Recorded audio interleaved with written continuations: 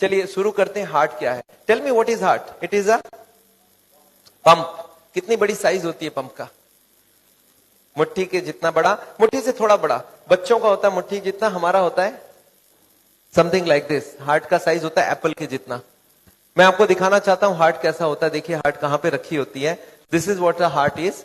ये देखिए हमारी चेस्ट है और दोनों तरफ ये क्या है? Lungs. Lungs. And this is where the heart is situated. Heart का काम क्या है? पूरे बॉडी को ब्लड देना।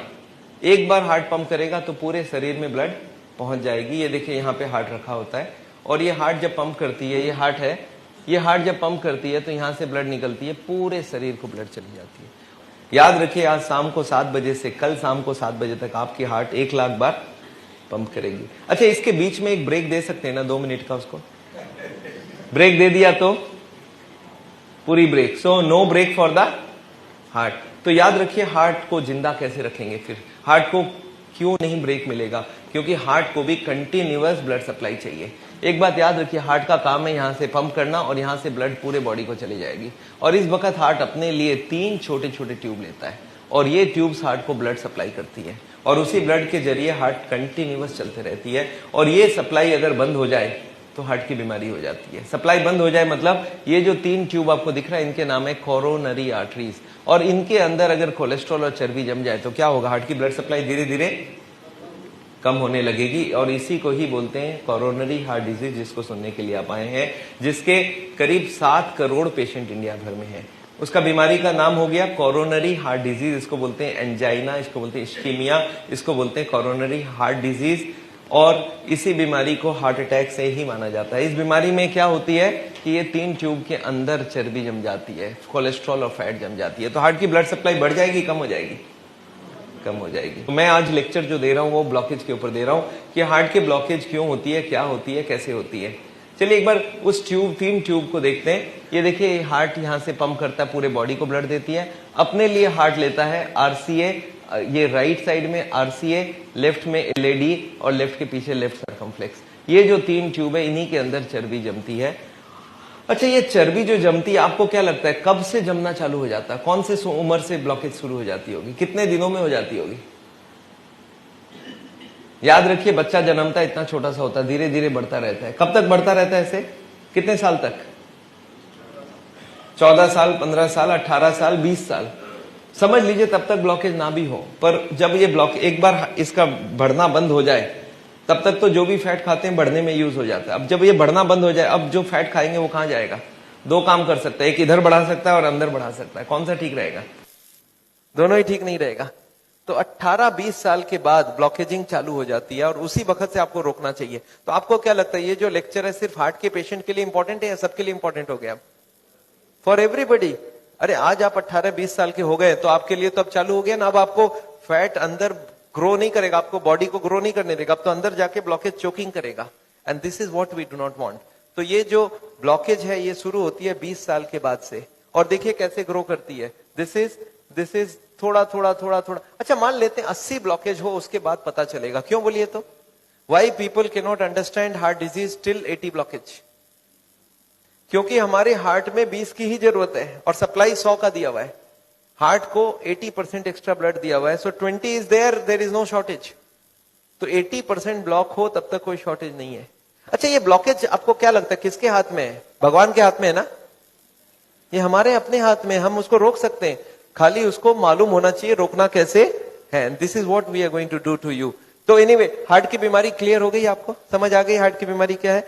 तो ये है हार्ट की बीमारी। अब एक बार और दिखाना चाहता हूं इसमें थोड़ी बहुत चीज। एक और ब्लॉकेज को देखिए कैसा दिखता है। This is a 0 blockage, this is 80% blockage, 20 is open. अच्छा इस आदमी को बैठे बैठे तकलीफ होगी क्या? नो, ही से सब बैठे बैठे मैं घूमने में भी दिक्कत नहीं है, स्पीड लूंगा मैं तब मेरे को यहाँ पे छाती में दर्द होगी, अदरवाइज आई एम कंफर्टेबल। तो ये है हार्ट का पेशेंट। अच्छा इस ब्लॉकेज में एक चीज आपको और दिखाना चाहता हूं। ये जो ब्लॉकेज है ये किस चीज से बनी हुई है? घी, तेल, मक्खन खाया आपने ना? ये घी, तेल, मक्खन ये सब जमी हुए है यहाँ पे। अच्छा इस ब्लॉकेज में, blockage is covered by a membrane from inside. आपको समझ आ रहा है? ब्लॉकेज के अंदर की तरफ एक पर्दा होता है जो ब्लॉकेज को रोक के रखता है, इसको बोलते हैं इंटरनल मेम्ब्रेन। एक होता है आउटर मेम्ब्रेन, एक होता है इनर मेम्ब्रेन। अच्छा, ब्लॉकेज अगर बढ़ती जाए तो इस मेम्ब्रेन का क्या होने वाला है? मेम्ब्रेन स्ट्रेच करेगा और एक दिन मेम्ब्रेन फट जाएगा। पेन और heaviness on the left side of the chest, छाती के लेफ्ट साइड में पेन और भारीपन, या तो पेन या तो भारीपन होगी। और ये कब बढ़ेगी? जब चलेंगे तो बढ़ेगी, रुक जाएंगे तो ठीक हो जाएगी। 80 ब्लॉकेज है, अभी बैठे बैठे पेन नहीं है, स्पीड लेने गया तो दर्द हुई और रुक गया तो दर्द ठीक हो गई। और कुछ लोग बोलते हैं this pain can left go to the left arm, कुछ लोग बोलते हैं वर्स आफ्टर फूड, खाना खाने के बाद ये पेन ज्यादा होती है। और कुछ लोग बोलते हैं पेन नहीं होती है, अनइजीनेस होती है, burning sensation in the centre of the chest होती है। कुछ लोग बोलते हैं धड़कन तेज हो जाती है, palpitation, and some people have breathlessness. और बहुत रेयर केसेस में right side pain, shoulder pain, jaw pain, sweating, back pain, ये सब हो सकती है। तो ये सब सिम्टम्स हो तो क्या समझ जाए? Blockage is already more than 70-80% symptoms. Heart के पेशेंट को मैं यूजुअली बोलता हूं यहां से भाग के वहां तक जाइए, वापस आइए। बोलता भागने नहीं सकता, जब मैं भागूंगा तो यहां पे दर्द होगी। गैस का पेशेंट बोलेगा मुझे भगा लो, मुझे कोई प्रॉब्लम नहीं है। पर हार्ट का पेशेंट बोलेगा ना, when ever I increase my speed I get a chest pain, इसका मतलब वो हार्ट का पेशेंट है। इसके बाद मैं एक और टेस्ट करा सकता हूं, उसका नाम है सॉर्बिट्रेट बिलो द टंग। आपने नाम सुना सॉर्बिट्रेट टैबलेट? जीभ के नीचे रखी जाती है। एक हार्ट का पेशेंट बोलता है मैं चलता हूं मुझे दर्द होता है। मैं बोला रुक जाओ, रुक के मैंने बोला आप बैठ जाओ, और एक उसके जबान के नीचे सॉर्बिट्रेट रखाया। अब बोला 5 मिनट बाद चल के देखो, बोलता अब कोई दर्द नहीं है। तो क्या समझ जाऊं? ये हार्ट का पेशेंट ही है। ये 50 पैसे में ये टेस्ट हो सकता है। पर इसके बाद नेक्स्ट टेस्ट में जाना होगा, ये साइंटिफिक टेस्ट है, इसको बोलते हैं ईसीजी। आपने कराया कभी? पेशेंट लेट जाता है, यहाँ पे लीड स्वीट लगाते हैं, हाथ में पैर में स्ट्रैप लगाते हैं, बटन दबा देते हैं, ग्राफ निकल आती है, एंड ग्राफ शोज प्रॉब्लम, तो हार्ट की बीमारी है। पर ये देखा जाता है 90% ईसीजी नॉर्मल आती है। ब्लॉकेज है पर ईसीजी नॉर्मल है। क्यों बोलिए तो? एक मेरा पेशेंट बोलता है मैंने 20 बार ईसीजी कराया, वो सारे नॉर्मल आए। मैंने बोला कब कराया? बोलता हर महीने तो कार्डियोलॉजिस्ट एक ईसीजी कराते हैं। बोलते आपकी नॉर्मल आई है। मैं बोला ईसीजी कराते वक्त आपको चेस्ट में पेन थी? बोलता नहीं, तब तो मैं लेटा रहता हूं। मैं बोला पेन कब होती है? बोला चलने में पेन होती है, सीढ़ियां चढ़ने में पेन होती है। तो कैसा ईसीजी कराना होगा? चल के ईसीजी कराना होगा। इसका क्या नाम है? Stress test, treadmill test. इसमें क्या करते हैं, ईसीजी लगा देते हैं और यहाँ पे कंप्यूटर में ईसीजी देखते रहते हैं। अब पेशेंट को बोलते हैं अब चलो। और चलने में क्या करना है आपको याद है? हमारी हार्ट की जरूरत कितनी है? 10%, 20% और 30%। बैठे बैठे 10, चलते वक्त 20, दौड़ते वक्त 30। तो उसको बोलते चलो, पहले धीरे चलना, फिर स्पीड से चलना, फिर दौड़ा देंगे। और तीनों क्रॉस कर गए तो क्या मतलब हो गया कि 30% उसके पास है। वो हार्ट का पेशेंट नहीं माना गया। बट सपोज चलते चलते स्पीड लेते ही उसके ईसीजी में फर्क आ जाए तो क्या समझ गए? वो हार्ट का पेशेंट कंफर्म्ड हो गया। क्लियर है आपके दिमाग में? ये एंजियोग्राफी में कभी ब्लॉकेज देखा आपने? इसमें लिखा होता है 70%, 80% एंड 90%। आपने देखा ऐसा?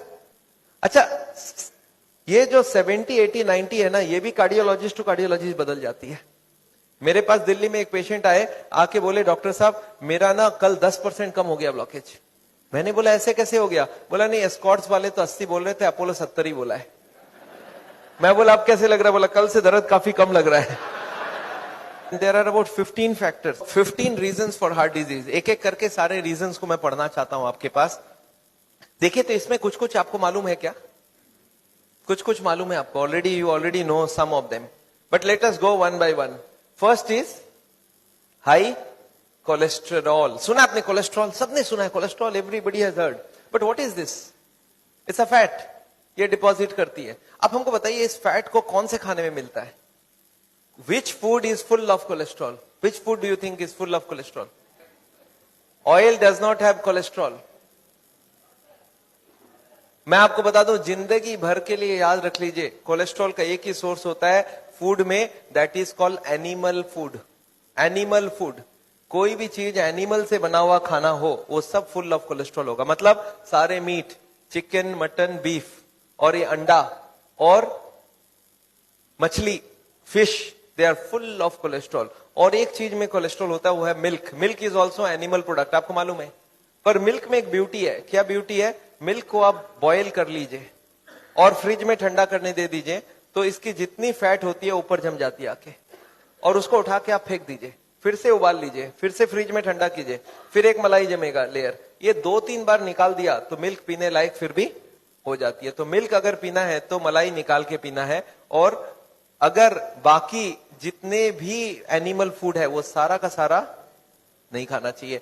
प्लांट फूड में सब कोलेस्ट्रॉल फ्री लिख लिख के बेच रहे हैं, पर उसमें एनिमल फूड में तो होगा कोलेस्ट्रॉल, प्लांट फूड में कोलेस्ट्रॉल नहीं होती है। अच्छा, next is called the triglyceride. ये ट्राइग्लिसराइड क्या चीज है? आपके घर में ब्रेकफास्ट, लंच और डिनर में बहुत जबरदस्त खाई जाती है। This is called oil.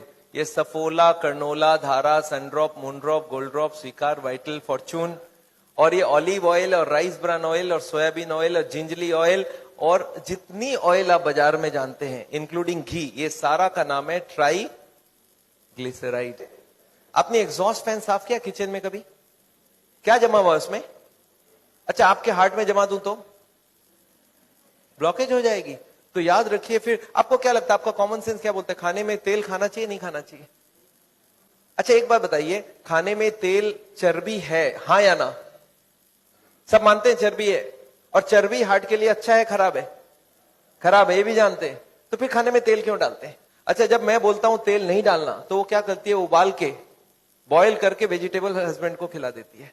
अच्छा, हस्बैंड को टेस्ट आएगा ना, बहुत अच्छा, सब्जी उसने तेल तो हटाया, मसाले भी सारे हटा दिए और टेस्ट हो गया जीरो। अच्छा, हस्बैंड को खाना में टेस्ट तो आएगा ही ना? एकदम नहीं आएगा। अच्छा, मन मन में खाएगा तो सही, हार्ट की बीमारी है, डर के क्या करता आदमी, मरता तो कुछ तो खाएगा। अच्छा, खाएगा, गाली किसको देगा? डॉक्टर को, कि इस डॉक्टर ने मेरा जिंदगी। अच्छा, गलती किसका, गाली कौन खा रहा है सोच रहे हैं आप? गलती किया वाइफ ने कि जब तेल हटाने बोला मसाले भी हटा दिया, और गाली कौन खा रहा है? जिंदगी भर डॉक्टर को कोसता रहता है पेशेंट कि ये आदमी ने मेरा जिंदगी। अरे ऐसा करने का जरूरत ही नहीं है, खाली एक ही चेंज करो कि तेल बिना सारे मसाले को भूनना सीखो।